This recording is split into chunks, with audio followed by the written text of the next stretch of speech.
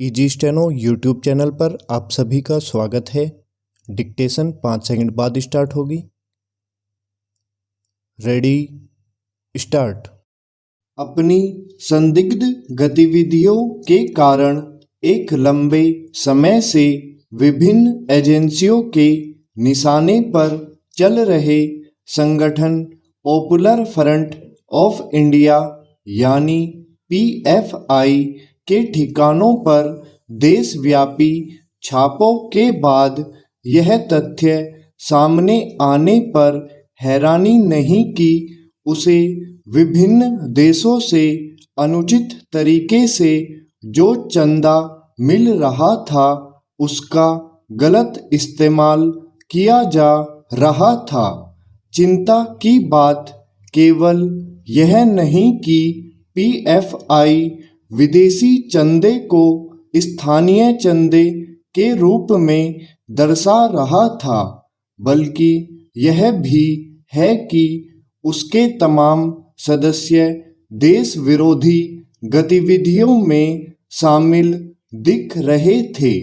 इसी कारण पिछले दिनों उसके 100 से अधिक सदस्यों को गिरफ्तार किया गया।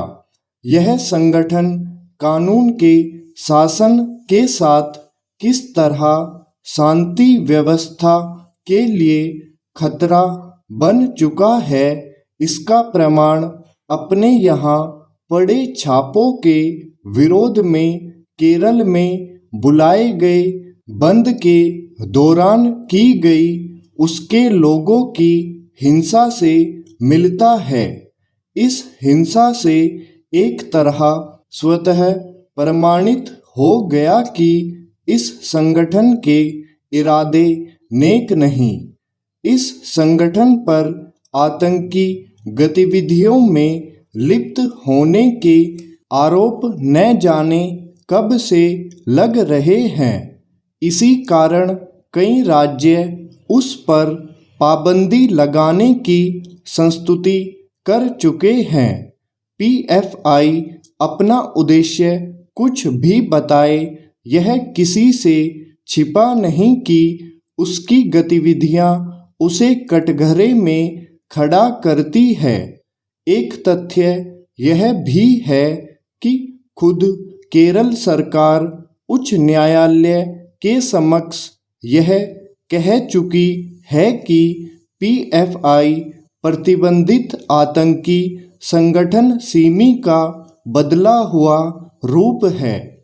पीएफआई पर जैसी अराजक और आतंकी गतिविधियों में लिप्त होने के गंभीर आरोप लगे हैं, उन्हें देखते हुए उसे प्रतिबंधित करने पर गंभीरता से विचार किया जाना चाहिए, क्योंकि वह लोकतांत्रिक तौर तरीकों का सहारा लेकर लोकतंत्र को ही नष्ट करने का काम कर रहा है।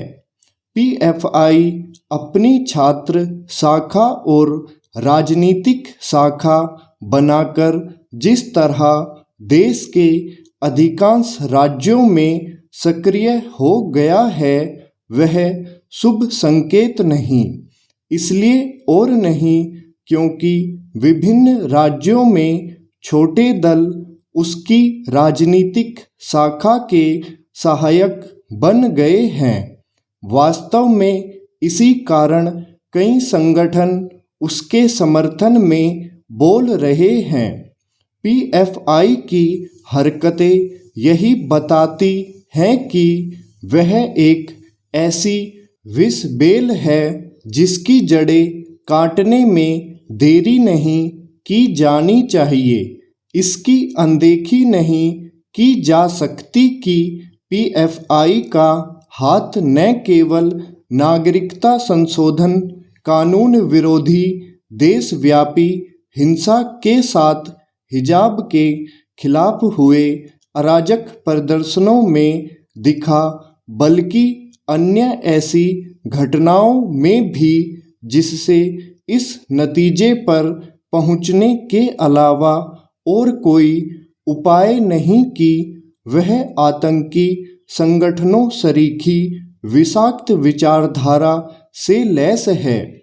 यह सही है कि आज के समय में ऐसे संगठन प्रतिबंधित किए जाने की स्थिति में नए नाम से नए सिरे से संगठित हो जाते हैं, लेकिन उनकी कमर तोड़ने के लिए यह आवश्यक है कि उन्हें पूरी तरह बेनकाब कर प्रतिबंधित किया जाए। स्टॉप।